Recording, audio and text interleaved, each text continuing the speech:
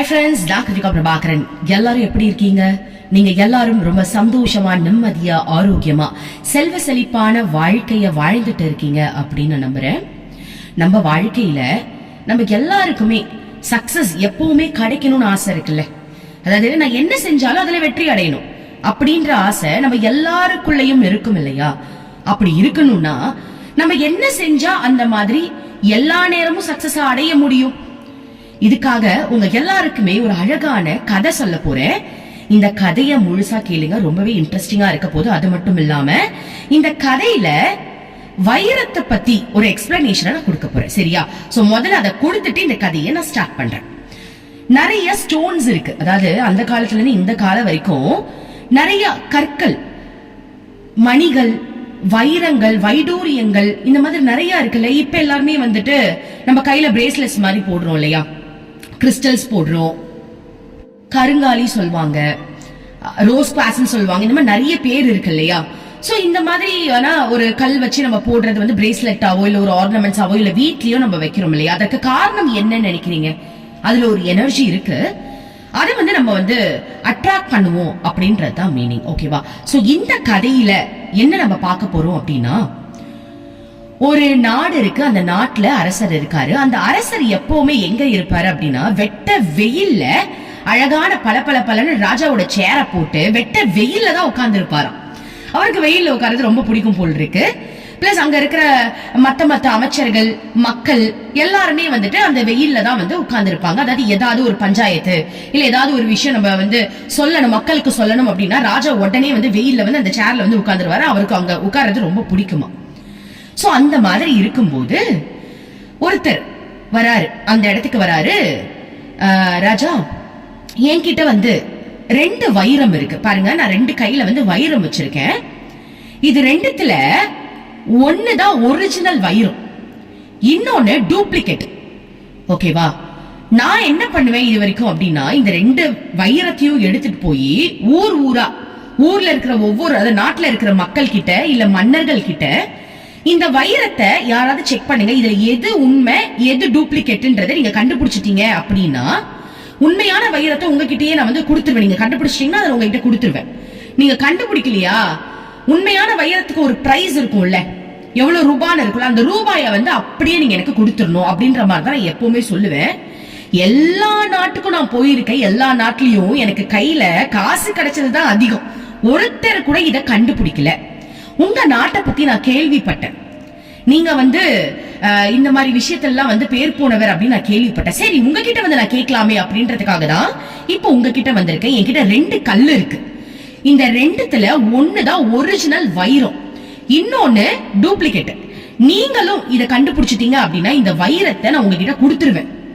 அப்படி இல்லையா, இந்த வைரத்துக்கு இணையான பணத்தை வந்து நீங்க என்கிட்ட தரணும் அப்படின்னு சொல்லிடுறாரு. ஓகேவா? மன்னரும் வந்து இதுக்கு ரொம்ப தயாரா இருக்காரு. அதுக்கு முன்னாடி வைரத்தோட என்ன தெரியுமா ஒரு பெரிய சிறப்பு, நிறைய பேருக்கு வந்து வைரத்துல வந்து நெக்லஸ் போடணும், வைரத்துல மோதிரம் போடணும், வைரத்துல கம்பல் போடணும், மூக்குத்தி போடணும் அப்படின்னு நிறைய பேருக்கு ஆசை இருக்கு இல்லையா? சோ வைரத்துல ஒரு சிறப்பு இருக்கு, என்ன அப்படின்றது சொல்ற பாருங்கள. வைரத்தை நிறைய பேர்கிட்ட நீங்க கடையில கொடுத்து டெஸ்ட் பண்ணீங்கன்னா அதை திருப்பி பார்ப்பாங்க, அப்படியே புரட்டி பார்ப்பாங்க. என்னைக்காவது யோசிச்சிருக்கீங்களா ஏன் இப்படி புரட்டி பாக்குறாங்க? நம்ம நினைச்சிருப்போம் ஒருவேளை இந்த சைடுல வந்து ஒரிஜினல் இருக்கா இல்ல இந்த சைடுல ஏதாவது டூப்ளிகேட் இருக்கா அப்படின்றதுக்காக தானே புரட்டுறாங்கன்னு நினைப்போம். ஆனா உண்மையான சயின்டிஸ்ட், அந்த மாதிரி பெரிய ஆட்கள் இருக்காங்க, சாதாரணமா டெஸ்ட் பண்றவங்களோட இந்த ஆராய்ச்சி பண்றவங்க இருக்காங்கல்ல, அவங்க என்ன சொல்றாங்க அப்படின்னா வைரத்தை புரட்டி பாக்குறதுக்கு காரணம் இருக்கா. ஏன்னா வைரத்துல மொத்தம் 6 பக்கம் இருக்கா. அதுல ஒரு பக்கத்துல இருந்து ஒளி வீசுமா, பயங்கரமா ஒளி வீசுமா. 2வது பக்கத்துல இருட்டா ஒரு ஃபீல் வருமா, இருட்டா இருக்கிற மாதிரி ஒரு ஃபீல் வருமா. சோ இந்த மாதிரி 6 பக்கமா பிரிக்கலாம். இப்ப நான் உங்களுக்கு எக்ஸ்பிளைன் பண்றேன் பாருங்க. 2 பக்கம், அதாவது 3 வந்து நல்லதை சேரும், 3 வந்து கெட்டதை சேருமா. இப்ப சொல்றேன் பாருங்க. ஒண்ணு வந்து ஒரு பக்கம் வந்து ஒளி வீசக்கூடிய பக்கம், 2வது பக்கம் வந்து கடவுளுடைய வாழ்த்து, கடவுளுடைய அருள் வந்து பரிபூரணமா கிடைக்கிற ஒரு பக்கம் இருக்காம். 3வது பக்கம் வந்து இந்த வீட்டுல வைரம் போனா அந்த வீட்டுக்கு பெரிய நன்மை கிடைக்கும், அந்த வீட்டுல இருக்கிறவங்க எல்லாருமே ஒரு கோடீஸ்வர வாழ்க்கையை தான் வாழ்வாங்க அப்படின்ற பக்கம் 3வது பக்கம். இப்ப அடுத்த 3 பக்கம் இருக்குல்ல, அதை பத்தி சொல்ற பாருங்க. 4வது பக்கம் என்ன அப்படின்னா, இருட்டு ஒளி வீசுமா, அந்த இடத்துல வந்து அப்படியே இருட்டு ஒளி வீசுமா. 5வது வந்து சாபம். இந்த வைரத்தை வந்து இந்த குடும்பத்துல யாராவது பயன்படுத்தினாங்க அப்படின்னா இவங்களுக்கு வந்து ஒரு சாபம் வந்து சேர்ந்துரும் அப்படின்ற ஒரு சாபம் இருக்கிற பக்கமும் அதுல இருக்கும். 6வது பக்கம் என்ன அப்படின்னா மற்றவங்களுடைய பொறாமையை தூண்டக்கூடிய ஒரு பக்கமா. சோ இந்த மாதிரி 6 பக்கம் நிறைஞ்சதுதான் வைரம். சோ அப்ப வைரம் அப்படின்றது கூட சரியானவங்க கையில போய் சேர்ந்தா மட்டும்தான் அவங்களுக்கு வந்து நிறைய ஒரு நல்ல விஷயங்கள் நடக்கும். இந்த வைரத்துக்கு ரிலேட்டடான சாபமோ இல்ல வேற வேற ஏதாவது விஷயங்கள் இருந்தது அப்படின்னா அதுல ஒரு பெரிய பிரச்சனைகள் வரும் அப்படின்றதுக்காக தான் அதை புரட்டி செக் பண்ணுவாங்களாம். அது வந்து கரெக்டான டைமண்டா இல்ல வந்து அது வந்து நம்மளுக்கு ஒர்க் ஆகுமா, இதுல எந்த பக்கம் வந்து நல்லா விரிவா இருக்கு, இந்த மாதிரியான விஷயங்கள்லாம் ஆராய்ச்சி பண்ணி அதுக்கப்புறம் அந்த வைரத்தை போடுவாங்க. சோ அந்த மாதிரி வைரத்துக்குன்னு ஒரு பெரிய கதை இருக்கு. சோ அந்த மாதிரி ஒரு வைரத்தை எடுத்துட்டு வந்து இவர் வந்து மன்னர் கிட்ட வந்து கேக்குறாருலே இதுல எது ஒரிஜினல் அப்படின்னு. மன்னர் என்ன பண்றாரு, அவரும் சொல்லிடுறாரு. அந்த வைரம் வச்சிருக்கவர் என்ன சொல்றாருன்னா ஒரே ஒரு சான்ஸ் தான் உங்களுக்கு எல்லாம் நான் தருவேன், ஒரே சான்ஸ், ஒருத்தர் தான் சொல்லணும். உங்க இதுல இருந்து அமைச்சர் ஒண்ணு சொல்றது மன்னர் ஒண்ணு சொல்றது அப்பெல்லாம் கிடையாது, உங்க நாட்டுல இருந்து ஒருத்தர் தான் சொல்லணும் அப்படின்னு சொல்லிடுறாரு. சோ மன்னர் என்ன பண்றாரு, முதல்ல 2த்தையும் வாங்கி செக் பண்றாரு. 2த்துக்குமே same colour, same size, same brightness, எல்லாமே சேமா இருக்கு. கொஞ்சம் கூட இதுல டிஃபரெண்டே இல்ல.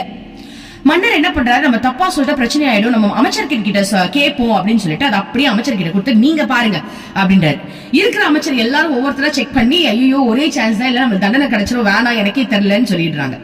அப்புறம் அங்க இருக்கிற நாட்டு மக்கள் கிட்ட மன்னர் கேக்குறாரு, நீங்க யாராவது வந்து செக் பண்றீங்களா, வந்து செக் பண்ணி பாருங்க, எது கரெக்ட்னு வந்து சொல்லுங்க அப்படின்றாரு. ஒருத்தருமே வந்து வரல, எல்லாருமே பயப்படுறாங்க. ஏன்னா ஒரே ஒரு சான்ஸ் தான் இருக்கு. சோ இதுல வந்து நம்ம உள்ள போயிட்டோம்னா அப்புறம் ஏதாவது தப்பா ஆயிடுச்சுன்னா மன்னர் நம்மளுக்கு தண்டனை கொடுத்துருவாருன்னு சொல்லிட்டு ரொம்ப வந்து யோசிக்கிறான். ஒருத்தருமே வரல. அப்போ திடீர்னு கூட்டத்துக்கு நடுவுல இருந்து ஒருத்தர் மட்டும் கை தூக்குறாரு. யாருன்னு பார்த்தா ஒரு வயசானவர். அவர் நடந்து வராரு. அவர் சொல்றாரு, என்ன மன்னர் கிட்ட கூட்டிட்டு போங்க அப்படின்னு. அங்க இருக்கிறவங்க எல்லாரும் வந்து அந்த தாத்தா வந்து மன்னர் கிட்ட கூட்டிட்டு போறாங்க. மன்னர் கிட்ட போன உடனே அவர் சொல்றாரு, மன்னரே எனக்கு பிறவில இருந்து கண்ணு தெரியாது, ஆனா என் வாழ்க்கையில வந்து ஏதாவது ஒரு விஷயத்த வந்து நான் பண்ணணும்னு ஆசைப்படுறேன். சோ இந்த வைரத்தை நீங்க அனுமதி கொடுத்தீங்க அப்படின்னா நான் செக் பண்றேன், இதுல எது ஒரிஜினல் எது டூப்ளிகேட் நான் சொல்றேன். இதுல வந்து வெற்றி அடைஞ்சாலும் எனக்கு சந்தோஷம், நான் தோத்தாலும் கவலைப்பட போறது கிடையாது. ஏன்னா ஆல்ரெடி நீங்க எல்லாருமே தோத்துட்டீங்கல்ல, இது யாருமே பண்ணல, அப்ப எல்லாரும் விலகிட்டீங்க.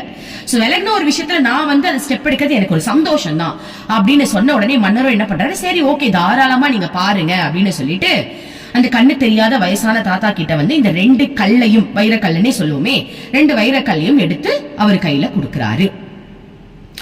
கொஞ்ச நேரத்துல என்ன பண்றாரு அப்படின்னா டூப்ளிகேட் வந்து டப்புனு கீழே போட்டுட்டு ஒரிஜினல் தூக்கி காட்டுறாரு. இதான் ஒரிஜினல் அப்படின்னு சொல்றாரு அந்த கண்ணு தெரியாதவர். வைரத்தை எடுத்துட்டு வந்தாருல, அவர் என்ன பண்றாரு, தாத்தாவை பார்த்துட்டு அப்படியே கை கூப்பி வணங்கி நீங்க சொன்னது கரெக்டுங்க ஐயா, இந்த வைரம் உங்களுக்கே உங்க நாட்டுக்கே சமர்ப்பணம் அப்படின்னு சொன்ன உடனே எல்லாருக்குமே ஷாக்கு. என்னது இவர் கண்டுபிடிச்சிட்டாரா அப்படின்னு. மன்னருக்கு வந்து சந்தோஷம் தாங்க முடியல. அவரை கூப்பிட்டு கேட்கிறாரு, நீங்க எப்படி கண்டுபிடிச்சீங்க, எங்களுக்குலாம் இது தெரியலையே, உங்களுக்கு எப்படி தெரிஞ்சது எப்படின்னு கேட்கும் போது அந்த கண்ணு தெரியாத தாத்தா சொல்றாரு, நம்ம எல்லாருமே சூரிய வெளிச்சத்துலதான் உட்கார்ந்து இருக்கோம். அப்போ சூரிய வெளிச்சம் இந்த கல்லுல பட்டுட்டு இருக்கோம் இல்லையா, அப்ப இந்த 2 கல்லுல ஒரிஜினல் வைரத்துல எவ்வளோ வெயில் பட்டாலும் அது ஜில்லுன்னு தான் இருக்கு, அந்த தன்மை அது மாத்தாது. ஆனா டூப்ளிகேட் கல் என்ன பண்ணுது அப்படின்னா அந்த ஹீட்டை வாங்கிக்குதுல, அது பிளாஸ்டிக் தானே, அது ஹீட்டை வாங்கி வாங்கி வாங்கி அது சூடாயிடுச்சு. அப்போ ஒரிஜினல் வைரம் சூடாகுமா, ஆகாது இல்லையா. அதனாலதான் ஒரிஜினல் வைரத்தை நான் சுலபமா கண்டுபிடிச்சிட்டேன் அப்படின்னு சொன்ன உடனே எல்லாருக்கும் ரொம்ப சந்தோஷமா இருந்தது. அதே மாதிரி அவங்க அந்த வைரம் எடுத்துட்டு வந்தார்லயே, அவர் சொன்ன மாதிரி அந்த வைரத்தை தூக்கி அந்த நாட்டுக்கே ஒப்படைச்சிட்டாங்க. இந்த தாத்தாக்கு எல்லாரும் பெரிய பாராட்டுகளை தெரிவிச்சாங்க. இப்போ இந்த கதையில இருந்து ஒரு விஷயம் தான் அவங்க எல்லாருக்கும் சொல்ல போறேன். என்ன அப்படின்னா, உங்க வாழ்க்கையிலையும் நீங்களும் வைரம் மாதிரியே இருக்கணும். உங்க வாழ்க்கையில எந்த சிச்சுவேஷன் வந்தாலும் சரி, கடுமையான ஒரு கோபமான சிச்சுவேஷன் வரலாம், வருத்தமான சிச்சுவேஷன் வரலாம், தோல்வி அடைகிற சிச்சுவேஷன் கூட வரலாம். ஆனா நீங்க வைரம் மாதிரி எல்லா சிச்சுவேஷன்லயும் நான் கூலா தான் இருப்பேன், நான் சில்லுன்னு தான் இருப்பேன், நான் சைலண்டா தான் இருப்பேன் அப்படின்னு இருந்துட்டீங்கன்னா உங்களுடைய மதிப்பு வைரம் போல பிரகாசம் வீசக்கூடியதா இருக்கும். எப்ப நீங்க வந்து அந்த வைரத்தோட தன்மையை அடையிறீங்களோ அன்னைக்கு பிரபஞ்சத்தோட சக்தியை முழுமையா நீங்க அடைவீங்க. ஓகேவா? ஆனா அந்த டூப்ளிகேட் கல் இருந்தது என்ன பண்ணுச்சு, வெயிலுக்கு அது தன்னை மாத்திக்கிச்சு. அதே மாதிரி ஒருத்தவங்க கோவப்படுத்துறாங்க அப்படின்றதுக்காக உங்களுடைய மனசை டக்குன்னு அவங்களுக்கு ஏற்ற மாதிரி மாத்திக்கிட்டு கோவப்படுறது, ஒருத்தவங்க வந்து என்ன ஹர்ட் பண்றாங்க இல்ல வந்து அவமானப்படுத்துறாங்க, எனக்கு இந்த இடம் பிடிக்கலன்னு நம்ம வாழ்க்கையில சுத்தி எல்லாமே எல்லாருக்கும் நடக்கும் இல்லையா? எந்த மனுஷனாலும் இதுல தப்பிக்க முடியும். எல்லாரோட வாழ்க்கையிலுமே எல்லா சம்பவங்களும் நடக்கும். எல்லா சம்பவங்கள்லயும் நீங்க ஒரே மாதிரி வைரம் மாதிரி கூலா அதை ஹேண்டில் பண்ணிட்டீங்க அப்படின்னா உங்க வாழ்க்கையில நீங்க ஜெயிச்சுட்டீங்க. இல்ல அப்படின்னா எப்படி அந்த பிளாஸ்டிக்கை தூக்கி கீழே போட்டாங்களோ அதே மாதிரி உங்களை தூக்கி கீழே போடுற சிச்சுவேஷன் வந்துடும். அதனால எத்தனை பேர் வைரம் மாதிரி இருக்க போறீங்க அப்படின்றத கமெண்ட்ல போடுங்க. ஓகேவா? சோ இந்த கதை உங்க எல்லாருக்கும் ரொம்ப பிடிச்சிருக்கும் நான் நம்புறேன். ரொம்ப நன்றி. Thank you universe.